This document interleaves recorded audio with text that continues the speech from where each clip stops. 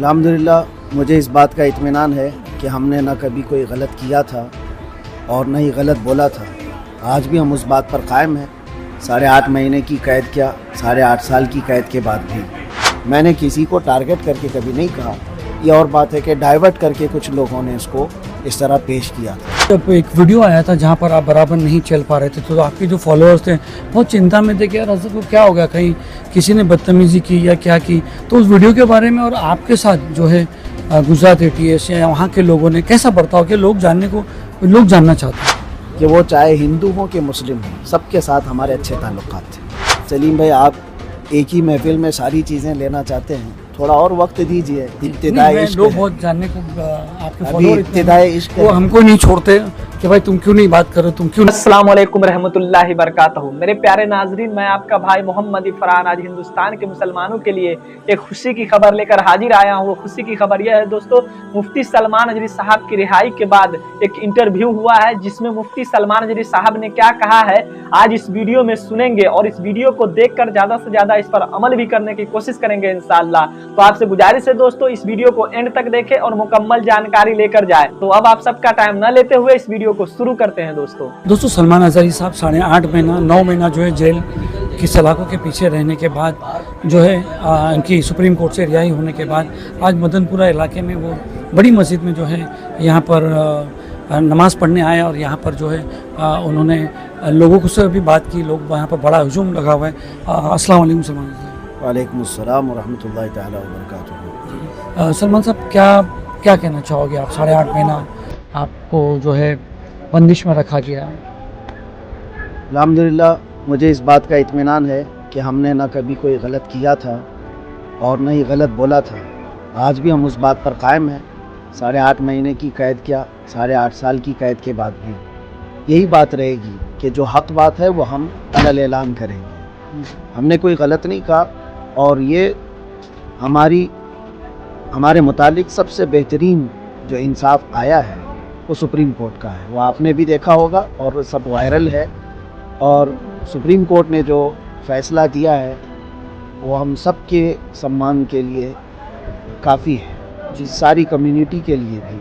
और इस तरह की तमाम जो हरकतें करते हैं, छोटी सी चीज़ को बड़ा बना करके पेश करते हैं, उन सब के लिए भी सुप्रीम का ऑर्डर मैं उसका बहुत सम्मान करता हूँ। ख़ास तौर पर ये उन्होंने कहा है कि हमने कोई हेट स्पीच नहीं की है। और हकीकत बात है, मैं पहले भी कहता रहा, मैं किसी कौम को या किसी पर्सनल शख्स को टारगेट करके कभी नहीं कहा। मैंने किसी को टारगेट करके कभी नहीं कहा। ये और बात है कि डाइवर्ट करके कुछ लोगों ने इसको इस तरह पेश किया था, लेकिन देर सही हमारे हक़ में फ़ैसला आया है, हम उसका आधार करते हैं। अच्छा, जब एक वीडियो आया था जहाँ पर आप बराबर नहीं चल पा रहे थे तो आपके जो फॉलोअर्स थे बहुत चिंता में थे कि यार अज़हर को क्या हो गया, कहीं किसी ने बदतमीज़ी की या क्या की। तो उस वीडियो के बारे में और आपके साथ जो है गुजरात ATS या वहाँ के लोगों ने कैसा बर्ताव किया, लोग जानना चाहते हैं। उसी वक्त मुझे भी ये खबर पहुंची थी कि इस तरह की बातें बाहर वायरल हो रही हैं।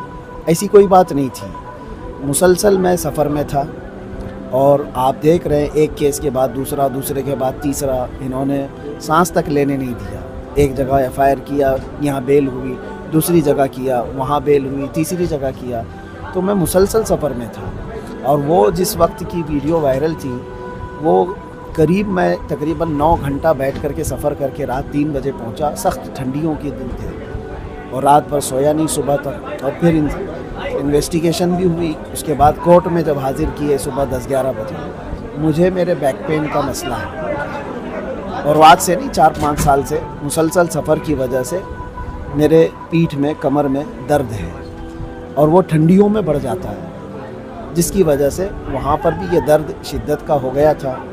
जबकि पुलिस वालों ने मुझे हॉस्पिटल भी दिखाया और उसके बाद कोर्ट में पेशी की और उसके बाद ये दर्द जो है काफ़ी दिनों तक रहा और अभी भी थोड़ा बहुत रहता है। तो वो मेरे अपने दर्द की वजह से हो सकता है उस वक्त मेरे चलने में फ़र्क महसूस किया हो, वरना बदतमीज़ी इस तरह की कहीं नहीं हुई। जिस तरह से आपको ये बॉम्बे से घाटकोपर से लेके गए थे और यहाँ से लेके गए वहाँ तक, उसके बाद तक 8 महीने तक पुलिस कस्टडी, इन्वेस्टिगेशन, ATS, क्या बर्ताव रहा उनका आपका, तो मतलब कैसा रहा? अभी सलीम भाई, आप एक ही महफिल में सारी चीज़ें लेना चाहते हैं, थोड़ा और वक्त दीजिए। नहीं, इब्तिदाई मैं इश्क लोग है। बहुत जानने को आपके अभी फॉलोअर इब्तिदाई इश्क वो है। हमको नहीं छोड़ते कि भाई तुम क्यों नहीं बात कर रहे, तुम क्यों नहीं जाते, ये सब।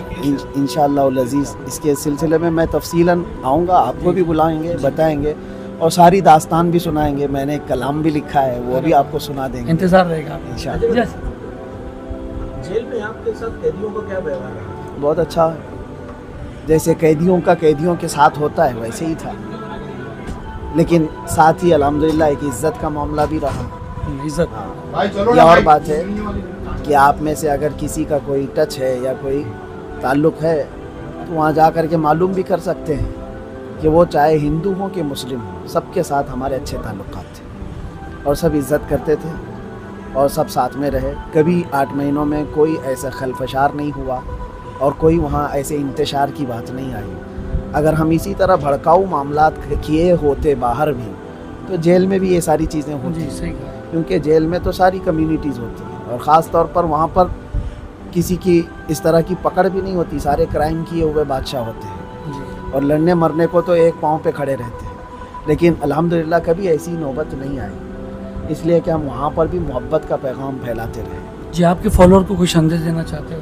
बस हम यही कहना चाहते हैं कि हालात से घबरा कर और हालात से डर कर के हम हक बात कहना नहीं छोड़ेंगे। एक चोर ने मुझे नसीहत किया जो तकरीबन 16 या 17 मरतबा चोरी के केस में अंदर आया और उसका मामूल है। मैं ये नहीं कहता कि चोरी अच्छी चीज़ है, लेकिन उनका पेशा है, आते हैं जाते हैं, आते हैं जाते हैं। तो उसने मुझसे ये कहा था कि हम इतनी मरतबा जेल आए गए लेकिन चोरी छूटती नहीं है और आप एक बार जेल आकर के हक बात बोलना मत छोड़ना। क्या बात है, माशाअल्लाह, बस। तो ये बात हमें दिल पे लगी और अच्छी बात है कि हम कोई ऐसा गुनाह करके या क्राइम करके तो नहीं आए थे। या और बात है कि उसको डाइवर्ट कर दिया गया है। इंशाअल्लाह अज़ीज़ वक्त आएगा, वो भी समझ जाएंगे, हम भी समझ जाएंगे इंशाअल्लाह। आज हालात इलेक्शंस के बहुत अलग हो रहे हैं, तो क्या लगता है आपको, मतलब कुछ कहना चाहोगे इसके ऊपर कि जब कोर्ट हम के ऑर्डर है? जब हम आएंगे तो इंशाअल्लाह उस पर भी बात करेंगे। भाई खल्लर से आपको भी कॉन्टेस्ट करने के वास्ते मतलब यहाँ के लोगों ने ऑफर किया था और आपने हामी भी भर ली थी, फिर एंड मौके पर जो है आपने इनकार कर दिया, उसकी क्या वजह थी? ये तो आप लोगों की मोहब्बत या आप लोग मदनपुरा वाले होंगे जो एक रात में दूल्हा बना देते हैं। हमने इस तरह से कोई बात अपनी तरफ से नहीं पेश की थी। हम सफ़र में थे केरला में, मुझे इस बात की वो नहीं है। एक बात यहाँ पर चली थी, एक बात 2 दिन से यहाँ चल पे रही है। कि क्या नाम है, हजारी साहब जो है वो तैयार हो गए हैं, बोले बस आ रहे हैं, उनका पेपर आ गया है, व्हाट्सएप पे आ गया है, सारा डॉक्यूमेंट आ गए हैं, यहाँ पर फॉर्म भी भरने की पूरी अल्लाह तबारक व तआला ने हमारे साथ ये मोहम्मद शाकिर अंसारी है, इन्होंने भी मतलब ना बहुत भाग दौड़ की थी। तो फिर एंड मोमेंट में ऐसा हुआ कि हजरत नहीं आ रहे हैं, नहीं लड़ेंगे। नहीं, असल मसला ये है कि मदनपुरा वाले आप लोग ये चाहते हैं कि आपकी कुर्सी पर बैठे और पूरा हिंदुस्तान भी चाहता है कि मैं उनके लिए भी कुछ काम करूं। बेशक।